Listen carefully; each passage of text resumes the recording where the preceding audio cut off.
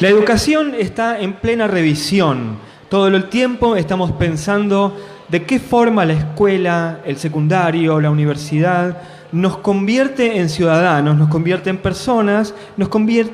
personas autónomas, seguras de sí. Y ya que dije sí, voy a decir sí. Solamente por el juego de palabras, la educación tiene hoy una crisis educativa, y de esas crisis lo que habla sobre todo es de cómo los programas de estudio tienen que interpelarse a la realidad. Bueno, para hablar sobre la escuela y sobre todo para hablar sobre si es posible que se eduque en el feminismo, estamos con Eleonor Faur, académica, escritora, una mujer que tiene una trayectoria muy grande en tema de género. Si bien la escuela no es un tema que habitualmente recorra tus libros, me parece que tenerte aquí en el stand de TICMAS, en el auditorio de TICMAS, y hablar del tema, me parece que es algo valioso y llamativo. Antes de darte paso y agradeciéndote que estés aquí, quiero decir que a las personas que nos están siguiendo por Facebook, si se registran en los comentarios va a haber un sorteo de 5 de tus libros después en la red social.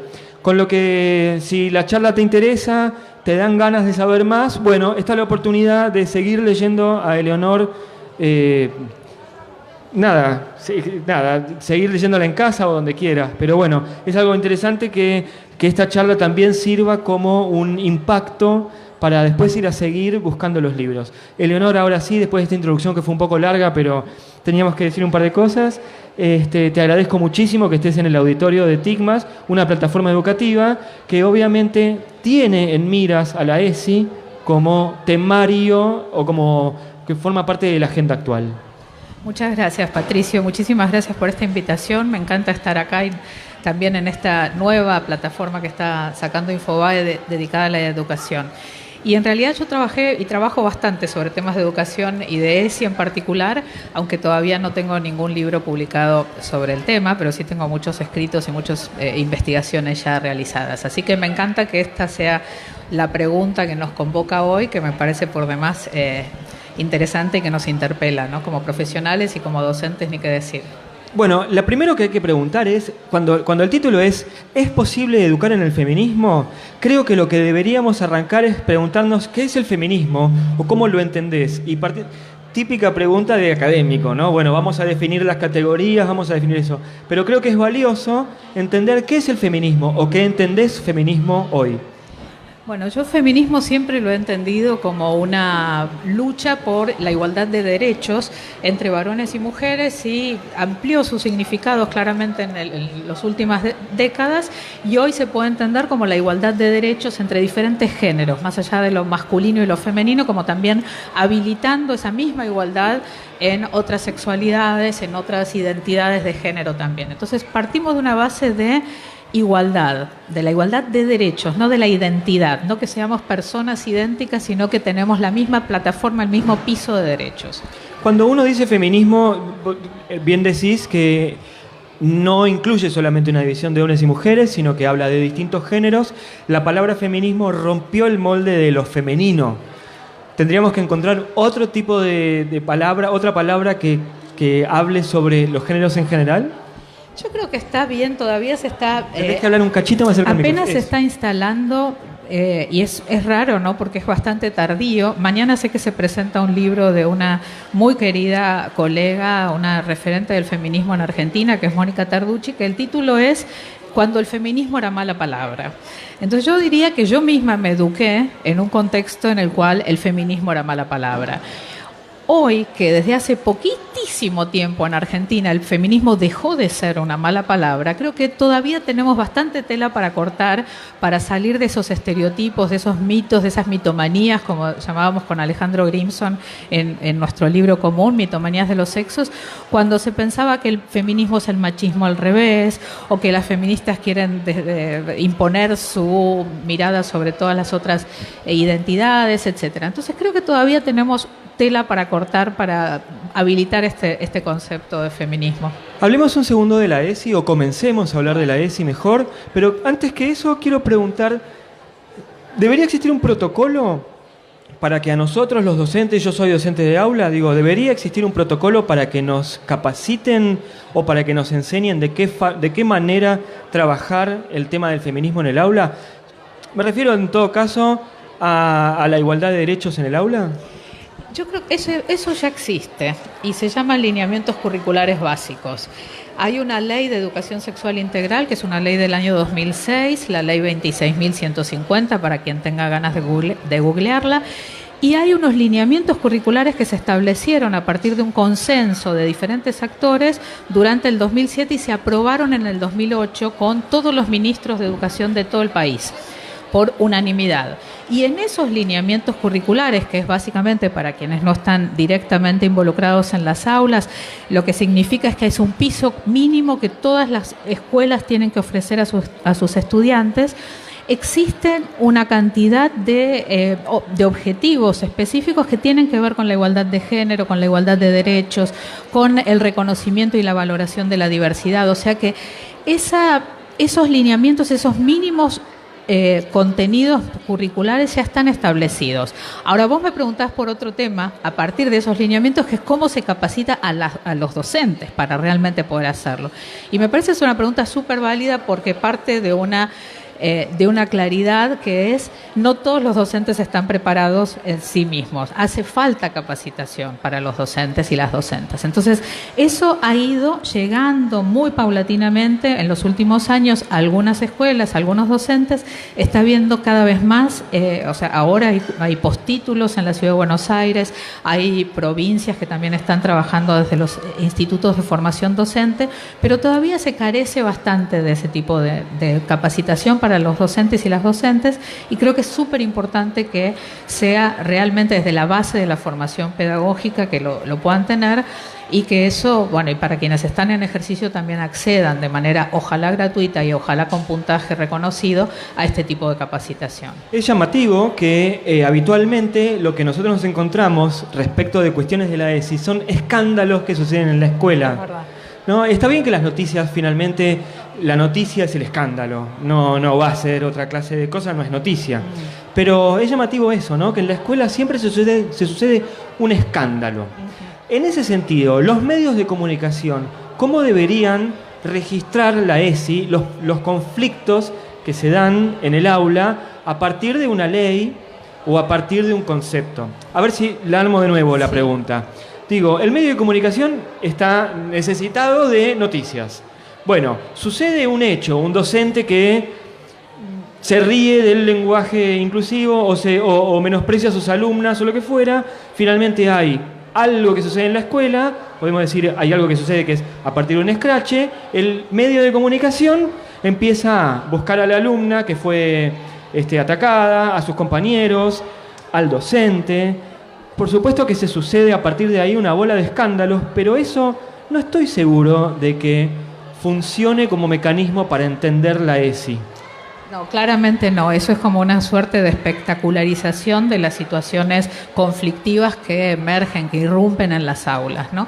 Y la ESI en realidad de lo que trata es, por un lado, de poder abordar los contenidos que están establecidos, pero por otro lado, de poder responder de una manera integral y con una pedagogía suficientemente buena a aquellas situaciones que se van desarrollando en las aulas y que los docentes y las autoridades no estaban esperando que eso sucediera. Un abuso que sale a la luz, un acoso de profesores a chicas o entre pares, o alguna chica que uno sabe que fue violada afuera y qué hace la escuela frente a eso, una chica que quedó embarazada, en fin, situaciones que solían ocultarse, solían invisibilizarse en esa pedagogía no del feminismo sino del machismo que también hemos tenido casi todas las personas que somos adultas, y que hoy están empezando a emerger y a ponerse palabras a eso. Cuando no lo hace la escuela, lo hacen los chicos y las chicas. Son ellos y ellas los que están hoy poniendo palabras a lo que muchos adultos están tratando de silenciar y que a veces se sienten un poco inseguros, no saben cómo abordarlo, tratan de taparlo, vienen los medios. contribuyen al lío con todo esto que vos decís, ¿no? Del escándalo, de la forma no tan saludable de manejarlo, ¿no? Entonces creo que en principio los que tienen que empezar a tener mejores herramientas para manejar este tipo de situaciones que irrumpen en las escuelas son sin duda las docentes y los docentes, a partir de una gestión escolar lo que hacen las directoras y los directores en las escuelas es decisivo. Y a partir de realmente una gestión, un compromiso con la ESI, las escuelas tienen que tener mejores herramientas para abordar esto. Cuando eso suceda, ya puede venir un medio y ya las mismas dirección de las escuelas van a decirle, no, esto así no, esto vamos a mirar tal cosa. O el nombre de la chica no puede ser difundido, o no se trata de llamar casa de brujas si las chicas están haciendo scratches, ¿no? Entonces hay que ir poniendo las palabras respetuosas de los derechos, no cualquier palabra. Dijiste varias palabras claves que quiero ir desmenuzando, pero en una de las ideas que tiraste, que de hecho estábamos hablando antes de comenzar la charla, es cómo los chicos, los varones, están aceptando el feminismo, o en todo caso, cómo están revisando su posición de machistas frente al reclamo de sus compañeras. Eso es muy interesante. Se está viendo muy fuerte en los colegios secundarios, especialmente en la ciudad de Buenos Aires, pero seguramente también en otras provincias que yo todavía no he recorrido con esta mirada. Pero, por ejemplo, las situaciones de scratches, de acusaciones en las redes sociales que muchas chicas fueron haciendo de sus compañeros varones, obligaron a los varones, de alguna manera, digamos, invitaron, pero un poquito también incentivaron fuertemente, interpelaron a los varones a revisar sus actitudes machistas que hasta ayer eran imperceptibles. Digamos, lo que tenemos que saber es que no estamos hablando de algo que empezó a suceder y que es más escandaloso. Que empezó a suceder algo mucho más escandaloso que en otra época. Lo que empezó es a verse algo que solíamos ocultar, solíamos no percibir, solíamos naturalizar. Una insistencia muy recurrente frente a una invitación erótica o sexual, un poquito de más, una mano echada sobre alguien que no te está diciendo que por favor no, o que no directamente, digamos, decir por favor, porque no siempre hace falta eso. Entonces, cuando las chicas empiezan a desnaturalizar estas relaciones, dándose cuenta que había un sesgo de poder que estaba intercediendo en ese tipo de vínculos, invitan a los varones a que se revisen y los varones se sienten totalmente interpelados por sus compañeras. Y ahí empiezan un proceso muy interesante, digamos, por supuesto no todos, muchos se enojaron, se angustiaron y es muy entendible eso también, pero algunos que pudieron realmente tener la capacidad de leer con ojos críticos y escuchar de una manera más amorosa aquel reclamo que estaban haciendo sus compañeras, empezaron a atravesar unas situaciones muy interesantes, como darse cuenta que estaban aprendiendo a ser violentos, que estaban aprendiendo a ser machistas y que la verdad que eso no estaba bueno para las chicas, pero tampoco estaba bueno para ellos. ¿No sabes que hablabas y me acordaba de Mitomanías de los sexos, el libro que sacaste con Alejandro Grimson? Es un libro que salió por Siglo XXI, un libro que revisa una gran cantidad de aspectos de las diferencias entre hombres y mujeres, y no sé por qué me vino a la mente Venus Williams. Supongo que porque esa figura de deportista de alto nivel, ella también sufrió muchas veces una discriminación. Me acuerdo cuando, no sé si fue ella o Serena, que después de tener un hijo, volvió a jugar un partido de tenis y le pusieron, volvió recibida de mujer. No volvió como madre, ¿no? Exacto. Volvió recibida de mujer. Ella había tenido un hijo, salió un tiempo de las canchas y cuando volvió recibida de mujer.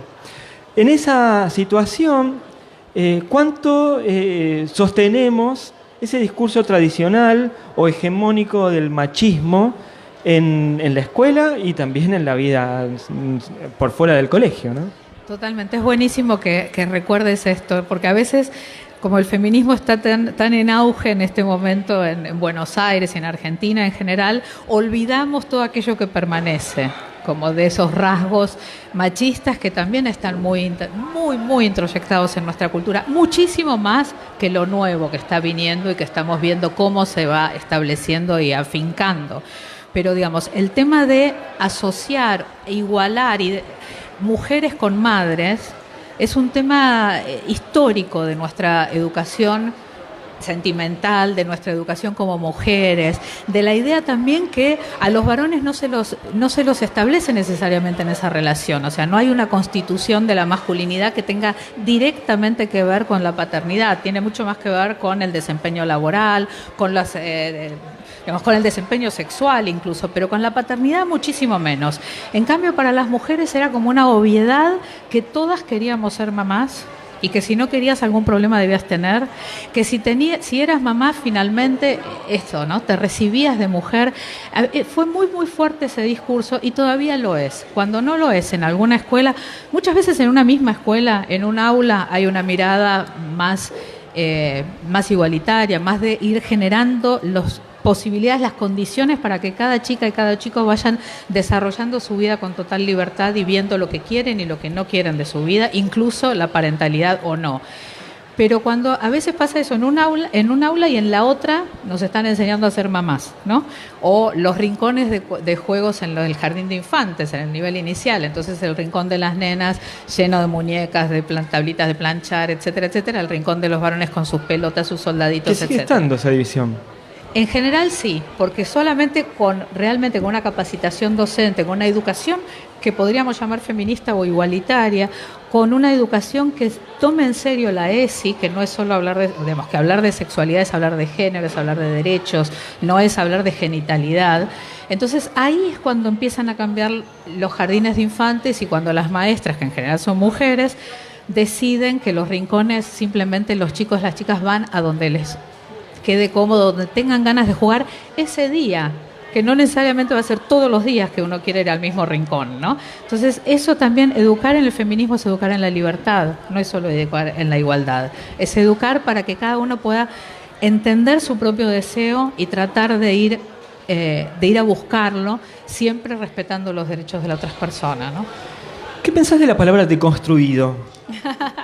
Es un término muy sugerente. Yo siempre pienso que Jacques Derrida no podría creer al lugar de popularización que llegó ese término en nuestra cultura cotidiana. Para empezar, pienso que la deconstrucción es un proceso que solamente se puede conjugar en gerundio.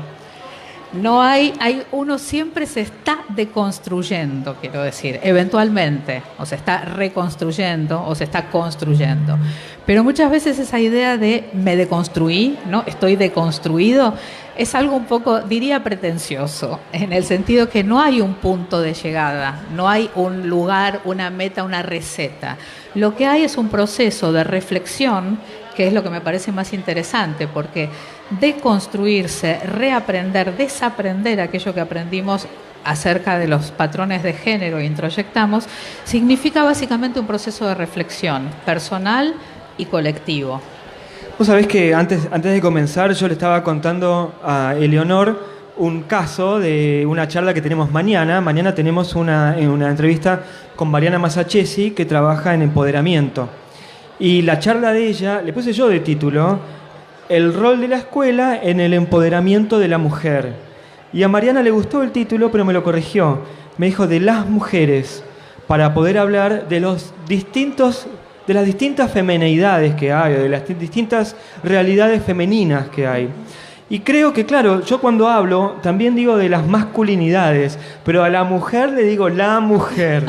No dejo de tener esa idea homogénea, o no dejo de homogeneizar a las mujeres. Entonces, todo el tiempo uno se está dando cuenta de que hay un límite para romper. ¿De qué forma una mujer te acompaña en romper el límite? ¿A un varón, decís? Sí. Yo creo que hay una reflexión compartida que siempre está muy buena. Y también es circular, ¿no? O sea, una mujer, o por lo menos yo como mujer, muchas veces me ha pasado de estar con amigos, con amores, con sobrinos, y que me van preguntando, vamos conversando, y una vez dice, esto, no sé qué. Y no siempre es tomado con gratitud por parte de los varones, hay que decirlo, ¿no? Porque para poder realmente dejarse acompañar en ese proceso de construcción, hay que encontrar que es bueno para uno mismo también aflojar esas barreras, ¿no? Esas jaulas, decíamos con Alejandro Grimson, del machismo, ¿no? Esos barrotes de cada uno de los mitos que le han dicho a los varones que son más fuertes, que son más machos, que están siempre valientes o que siempre tienen ganas de tener relaciones sexuales, etcétera, ¿no? Entonces también son barrotes como de la masculinidad hegemónica, como que te imponen una forma de ser que no siempre es buena para uno, pero para uno dejarse atravesar, dejarse acompañar por una mujer, por muchas mujeres, por sus congéneres, también tiene que aflojar una parte de esa jaula, de esa coraza que la masculinidad también ofrece, ¿no? No hay mejor señal que el lenguaje para ver lo que son las prácticas de poder. El lenguaje, finalmente, determina niveles, jerarquías, características. Y yo te escuchaba y vos decís las docentes y los docentes, por ejemplo. A mí me sale decir los docentes. Yo asumo que es el genérico que toma todo. Pero los chicos, mi hijo que tiene 13 años, hablan inclusivo natural. Y él dice, por ejemplo, que tiene un compañero que es no binario. Claro, exacto. Y digo, lo habla con una naturalidad asombrosa. ¿De qué forma los que somos dinosaurios que seguimos hablando en masculino podemos deconstruirnos en el lenguaje? ¿De qué forma podemos seguir pensando en inclusivo, pero a mí no me sale hablar en inclusivo? Me siento que sería inauténtico. ¿Cómo podemos hablar de chiques, pero desde decir chicos? Yo creo que lo más importante en relación con el lenguaje es también qué estamos conceptuando, ¿no? ¿De qué estamos hablando? Y hay un punto donde yo en esto voy a ser un poco incorrecta políticamente, porque hay un punto donde a mí me interesa más si realmente se está viendo la diversidad que si realmente se está nombrando la diversidad. ¿Qué quiero decir con esto? Yo sé que todos sabemos que las docentes son casi siempre mujeres. Entonces, cuando lo decimos en masculino, estamos invisibilizando una parte enorme del campo de la docencia, ¿no? Sobre todo en las escuelas, ¿no? En nivel inicial, primario y hasta secundario. En universidades cambia. Ahora, yo también he trabajado en organismos internacionales donde la corrección política llegó muchísimo antes que a los colegios. Entonces he trabajado y he tenido compañeros y compañeras de trabajo que hablaban en inclusivo, en ese momento era O y A, no era la E todavía, pero realmente estaban pensando en masculino. Entonces decía, todos y todas, me acuerdo que trabajábamos con temas de derechos de la infancia, entonces hablaban de los chicos y las chicas que trabajaban y solamente mencionaban los trabajos masculinos en la infancia. Y omitían mencionar el trabajo doméstico, reproductivo, digamos, las chicas, las niñas que ayudaban, o sea, a las mamás, siempre en femenino, a lavar los platos, le hacían la cama a los hermanos, y eso estaba totalmente invisibilizado. Entonces, a pesar de que se dijera los niños y las niñas, no se estaba viendo realmente la especificidad de las niñas. Dicho esto, ¿qué quiero decir con esto? Que a veces es más importante tener, cuando uno tiene la mirada, la perspectiva de género que llamamos, el lenguaje viene casi solo. Cuando se impone como una regla de corrección política, muchas veces incluso puede ser solo eso.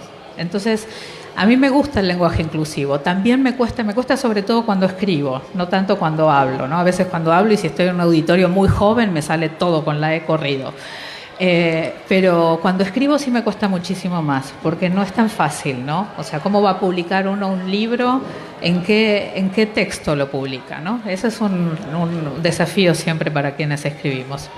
Te hago la última pregunta, en realidad te hago la última del grupo, el último bloque de preguntas. En una de tus respuestas hablaste del escrache, que me parece que es un tema muy urgente. Y que sabemos, o que quienes han analizado lo han contado y nosotros lo hemos leído, los scratches funcionaban sobre todo en la década de los 90, cuando se decía, si no hay justicia, hay scratch. Hoy hay tantos niveles para analizar eso, que el scratch se convierte a veces como un factor previo a la justicia. Y a veces tiene unas consecuencias que son muy violentas, más violentas que lo que pudo haber producido el scratch. No estoy, por supuesto, justificando a nadie que merezca ser escrachado, pero digo, a veces el scratch sale como a flor de piel. ¿Tuviste oportunidad de analizarlo? ¿Tenés una opinión? Yo sé que es un tema súper complejo, y cualquiera de nosotros tiene una opinión, pero a veces necesitamos tener una opinión mucho más formada para dar seriedad a la respuesta. Pero, Sí. ¿tuviste oportunidad de analizarlo? Sí, me dediqué, casi diría, todas mis vacaciones a hacer una investigación sobre el tema, justamente porque me incomodaba, porque me resultaba, tenía una opinión y una opinión como incómoda, como cómo puede ser, qué está pasando, esto es punitivismo y todo eso que estaba circulando, y decidí detener esa mirada y conversar, entrevistar, que es nuestra estrategia, digamos, nuestra herramienta, la de los periodistas y la de las sociólogas también. Entrevisté a una cantidad de chicos y de chicas de los colegios Pellegrini del Buenos Aires, los colegios preuniversitarios de la Ciudad de Buenos Aires, y entrevisté también a docentes de ambos colegios. Y lo que vi fue, para empezar, que las chicas estaban realmente desnaturalizando estos vínculos eróticos, estos acercamientos que otras generaciones teníamos mucho más, la dábamos por hecho, ¿no? La invisibilizábamos como tal. Entonces ellas empezaron a sentir una cierta incomodidad frente a notar, una chica me decía, llegó un momento que nos dimos cuenta que nos estaban tratando como si fuéramos un pedazo de carne, ¿no? Entonces son fuertes esos testimonios. Y a partir de eso y de ver que en las escuelas, cuando las autoridades se enteraban, no solo no hacían nada pedagógico, sino que a veces incluso instrumentalizaban esa demanda para expulsar a un chico de una lista política, o sea, la instrumentalizaban, la politizaban a favor de las autoridades de estos colegios, que son colegios muy politizados, no solamente entre los chicos y las chicas, también en las autoridades, ¿no? Son colegios de la Universidad de Buenos Aires.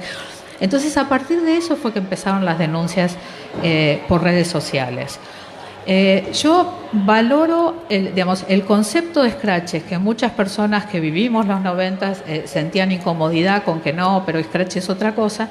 Yo valoro que si las chicas le pusieron ese nombre, ¿no? En antropología se habla mucho de las categorías nativas, que es cómo lo llama la gente a un concepto, bueno, tiene ese valor.